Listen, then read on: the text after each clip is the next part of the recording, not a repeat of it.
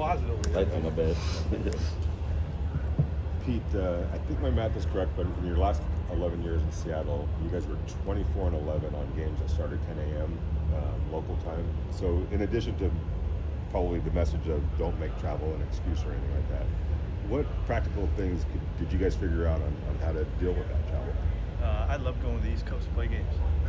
That's it, and we got our way of doing it, and I know we've had a lot of success doing that, and it's never been an issue for us. Pete, Geno Smith is known having like a fiery competitive edge and spirit. I was wondering, what do you like about that from a guy at the quarterback position?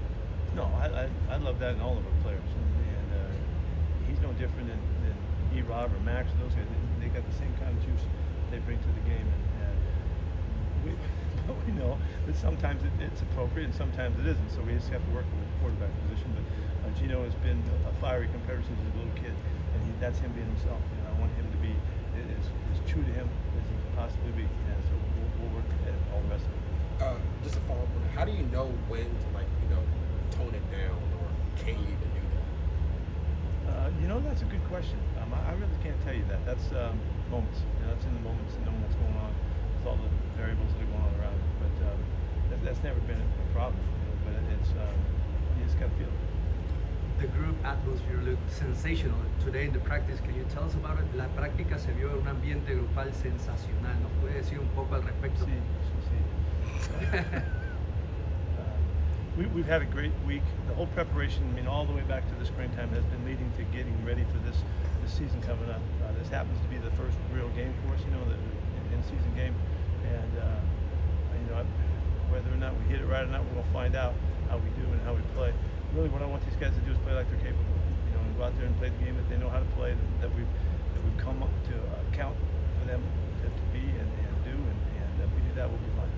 Pete, you said you expect Coach Vrabel team to be physical, kind of a classic approach, run the ball a lot. Have you changed your approach or philosophy at all working with Chip as an offensive coordinator, or is it largely kind of the same approach as Coach Vrabel? I don't know that I have the same approach as Coach Vrabel. I'm not sure what it is. I'm just kind of from the outside in, just like you guys are observing.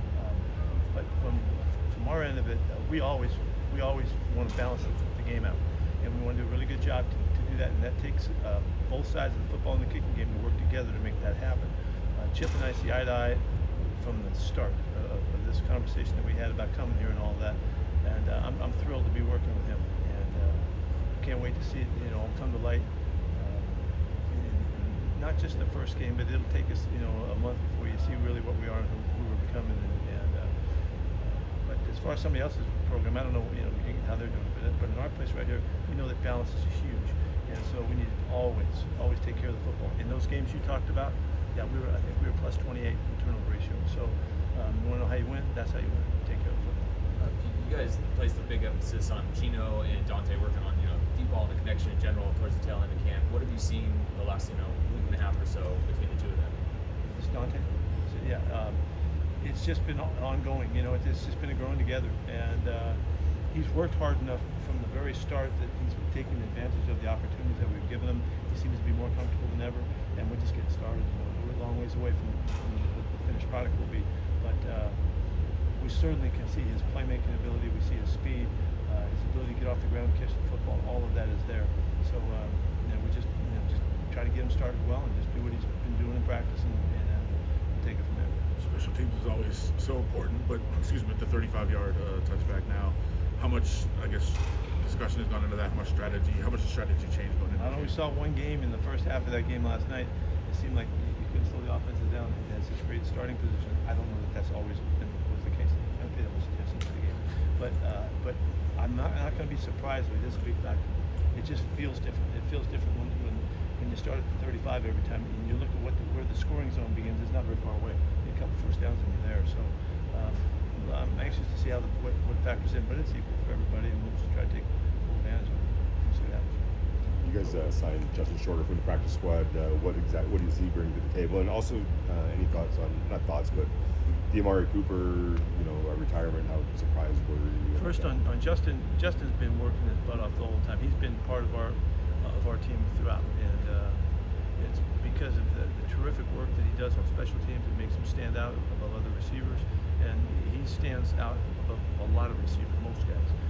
He's physical, he's tough, he loves it, a great attitude, and he adds to everybody else's effort as well. As far as Coop, it just the timing wasn't right for him. He didn't feel like he was ready to do it.